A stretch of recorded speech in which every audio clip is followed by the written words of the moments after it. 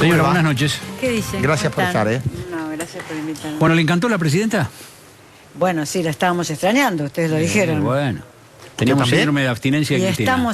estamos acostumbrados a ese discurso. Ella hace su discurso y nosotros hacemos el nuestro analizando el de ella, o sea que estamos acostumbrados a eso. Entonces, le mandó un mensaje a Scioli, muy fuerte, ¿no? Ese es el eje político. De la parte... ¿Qué mensaje vio usted? El mensaje que yo vi, el más importante es... Nosotros, es decir, Cristina, Sí. Cristina y Néstor antes, hicimos muchísimas obras. Cuando llegamos acá, el Gran Buenos Aires prácticamente era como el Océano Atlántico, la provincia de Buenos Aires era como el Pacífico. Nosotros hicimos una serie de obras que usted, gobernador, ha continuado, etcétera. Pero esperemos que en la Argentina sigan haciendo obras como hicimos nosotros. bueno, el mensaje es, seguí, hace las cosas bien.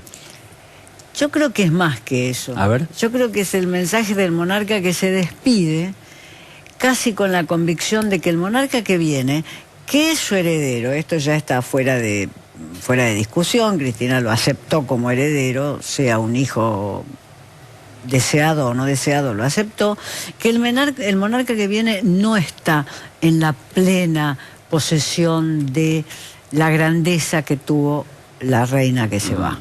Es decir, esperemos que ustedes hagan bien las cosas, porque nosotros las hicimos tan bien, lo que yo leo es, esperemos que ustedes hagan bien las cosas, porque nosotros las hicimos tan bien, que es muy difícil que ustedes puedan llegar a hacerlas tan bien como nosotros.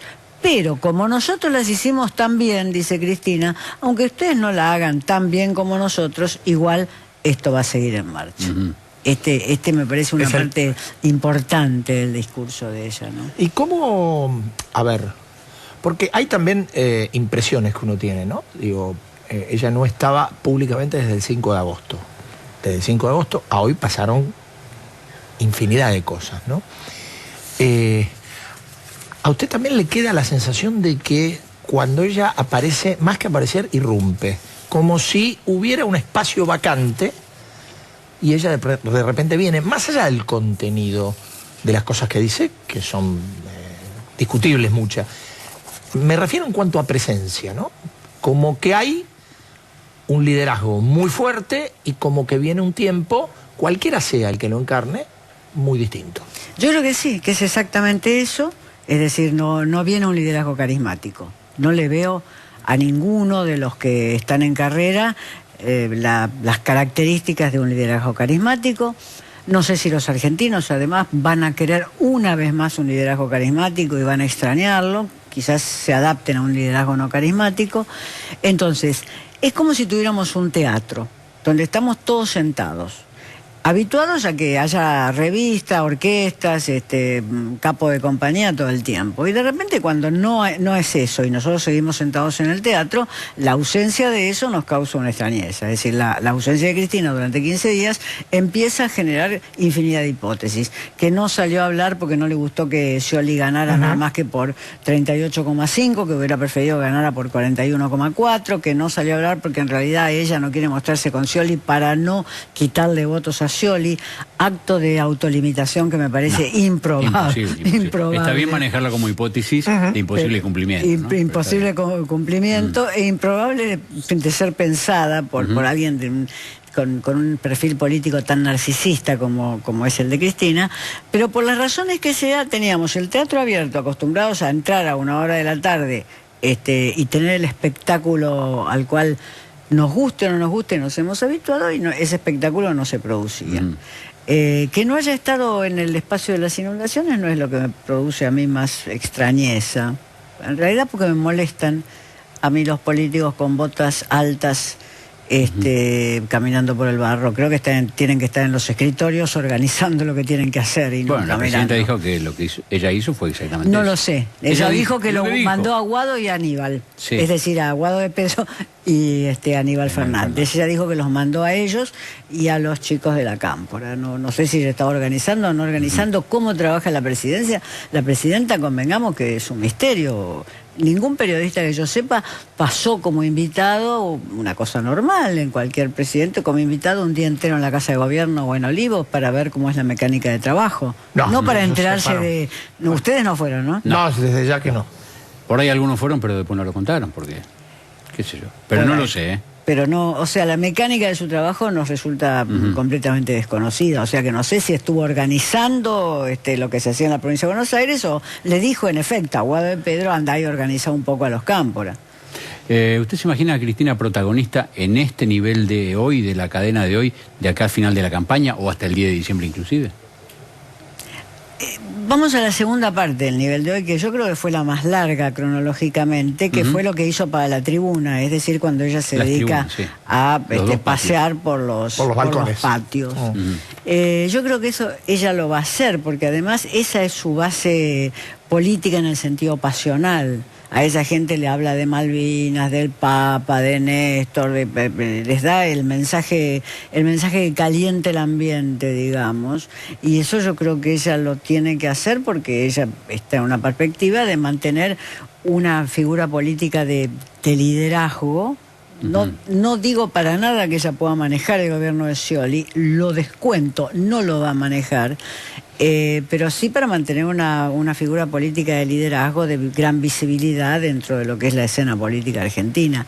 O sea que ese tipo de exhortación en el segundo teatro de las cadenas nacionales, yo creo que ella lo va a mantener. Además porque le gusta, es decir, es evidente que lo goza de una manera... Además le sale bárbaro, para lo que ella quiere le sale bárbaro. A ver, uno tiene la impresión que hay dirigentes o líderes que gozan el poder y otros que lo padecen. Cristina lo goza como lo gozaba Menem. En efecto. En su estilo. En su estilo. Pero lo goza como lo gozaba Menem. Sí, y ese paseo por las galerías, que es casi de teatro de revistas, ¿no? A la vez que va bajando por las grandes escaleras, ese paseo por las galerías es algo que ella goza de una manera ideológico, política y temperamental. O sea, no creo que... No veo por qué tiene que prescindir de eso. Ahora, usted decía, lo hablábamos antes de empezar esta charla, ¿no? Como que estamos sumergidos en un vértigo que a veces nos desenfocan de las cosas, ¿no? Y Julio describió así la cantidad de cosas que se suceden y que de pronto nos hacen perder el eje de qué es lo que en realidad está pasando. Yo creo que en efecto estamos en ese vértigo, miramos muy poco hacia afuera.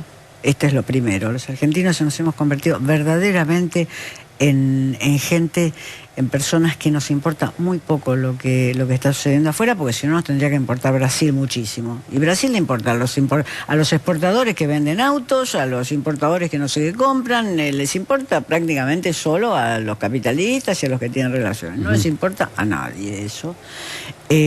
Cosa que es preocupante, pero no solamente preocupante en términos económicos, sino en términos de cómo se piensa la Argentina respecto de un gran país que va a seguir siendo su gran país limítrofe. Le puede ir mal, puede entrar en crisis, no entra en crisis, va a seguir siendo su gran país limítrofe.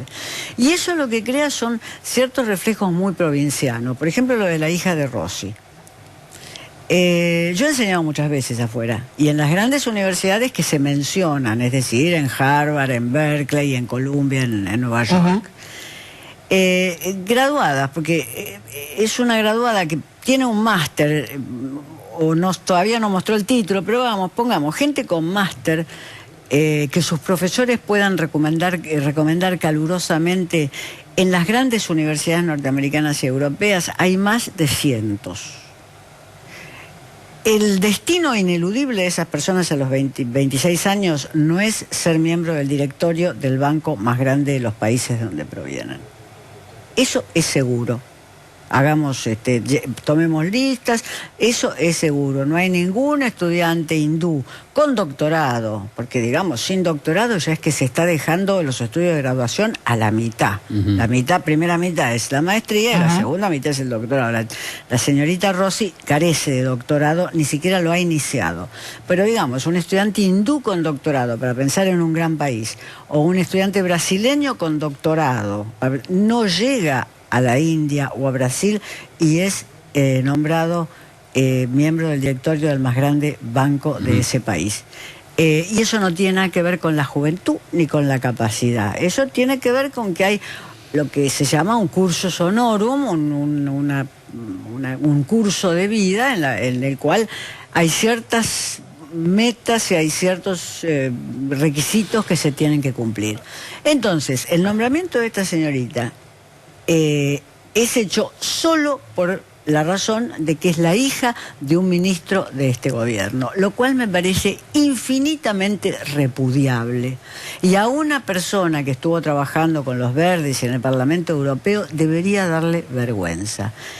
Conozco las cartas que han escrito Galbraith y Varoufakis. Esas cartas, descuento que esta señorita debe ser una persona inteligente, es la que escribe un profesor sobre un estudiante inteligente. Yo he escrito cientos de ellas, no para convertirlos en ministros de ningún país. Entonces, ¿por qué pongo este ejemplo? Por el aislamiento y el provincianismo en el cual vivimos los argentinos. Hagamos esta pregunta en Brasil y van a ver que dicen es imposible, pero nadie pronunciaría la palabra juventud. La palabra juventud no tiene nada que ver con esto.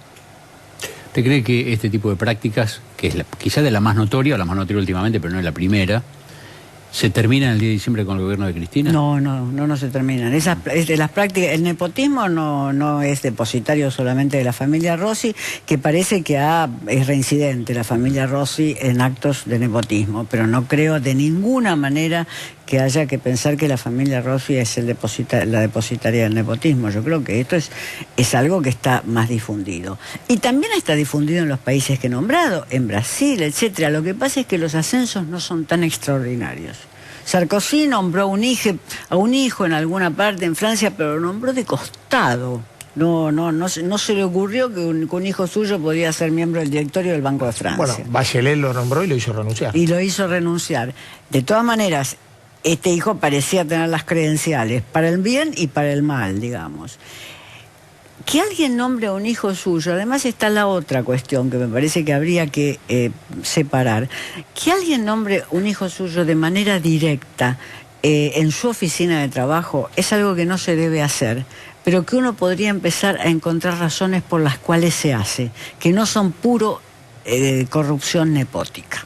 Es decir, si no, la idea de que alguien le va a custodiar al ministro, al secretario, al banquero, le va a custodiar las espaldas, le va a mirar los cheques que firma, le va a mirar las resoluciones y que confía en ese hijo. Es algo que no se debería hacer, pero uno entiende por qué. Uno entiende por qué eso puede suceder.